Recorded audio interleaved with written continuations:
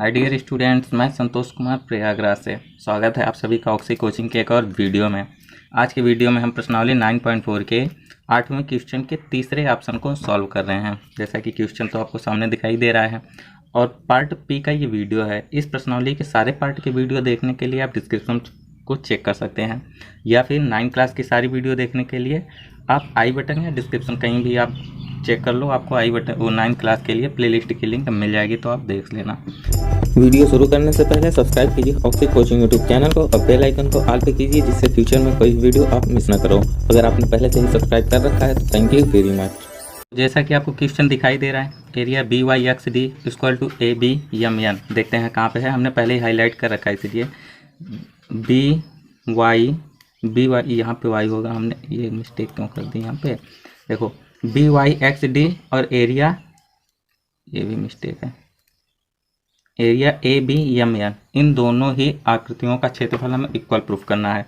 तो देखो बहुत ईजी है, हम कैसे प्रूफ करेंगे। देखो हम सिंपल ये काम करेंगे, सबसे पहले एम बी के समांतर ये एन सी है, इसे प्रूफ करते हैं। ठीक है, तो देखें हल करते हैं। यहाँ से अगर हम शुरुआत करते हैं इसके हल को, तो देखो हम सिंपल क्या करते हैं कि angle N A B, angle N A B plus B A C, angle B A C कितना होगा आप बताओ, देखते हैं कितना होगा।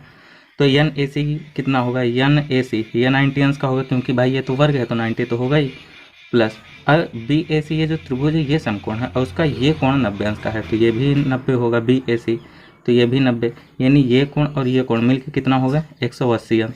और जब भी कोई दो कोण मिलके 180 अंश हो और वो दोनों कोण एक ही बिंदु पर हो तो वो रैखिक कोण कहलाते हैं। ठीक, रैखिक कोण युग्म।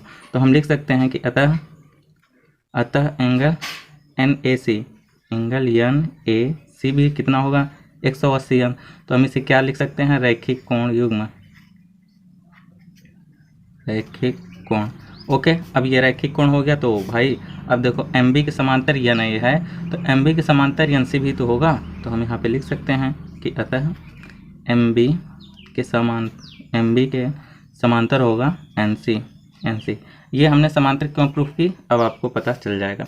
अब देखो हम क्या सिंपल क्या करते हैं, हम इस वर्ग का क्षेत्रफल को, इस आयत के क्षेत्रफल को डायरेक्टली प्रूफ नहीं कर सकते, तो हमें आवश्यकता पड़ेगी एम बी सी, इस त्रिभुज की आवश्यकता पड़ेगी। तो हम सिंपल क्या करेंगे, आकृति यानी कि चतुर्भुज A B M N, A B M N और ए बी एम एन के साथ और कौन सी आकृति ले रहे हैं, एम बी सी त्रिभुज को, और त्रिभुज एम बी सी। अब देखो दोनों ही आकृतियों के लिए आधार सेम है, एम बी, अगर एम बी को हम आधार मान रहे हैं तो दोनों ही आकृतियों के लिए सेम है। तो हम ये चीज़ लिख सकते हैं कि एक ही आधार क्या है, एम बी भाई दोनों ही आकृतियों के लिए एक ही आधार एम बी हो गया। अब हमने ये समांतर तो प्रूफ कर ही दे दिया था, यानी कि एक ही समांतर रेखा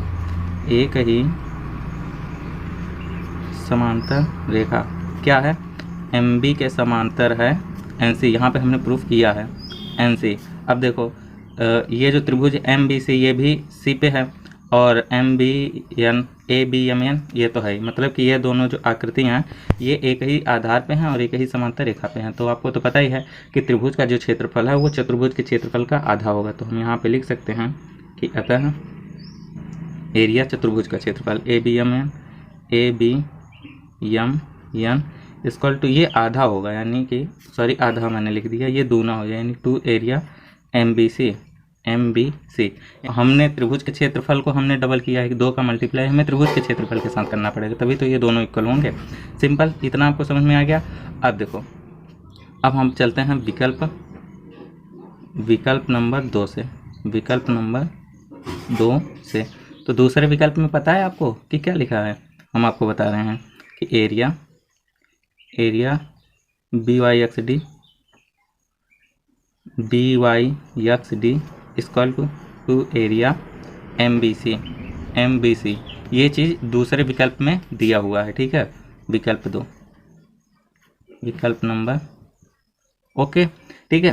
तो हम सिंपल क्या करते हैं कि देखो ये टू एरिया MBC है और ये भी टू एरिया MBC है, तो हम सिंपल इस टू एरिया MBC के स्थान पे हम BYXD लिख देंगे, क्योंकि भाई ये जो टू एरिया MBC है BYXD के बराबर है, ये दूसरे विकल्प में हम प्रूफ कर चुके हैं, तो हम फिर से प्रूफ क्यों करें। और हमने ये यहाँ पे विकल्प नंबर 2 से हमने लिख ही दिया है, तो हम लिख सकते हैं कि अतः एरिया ABMN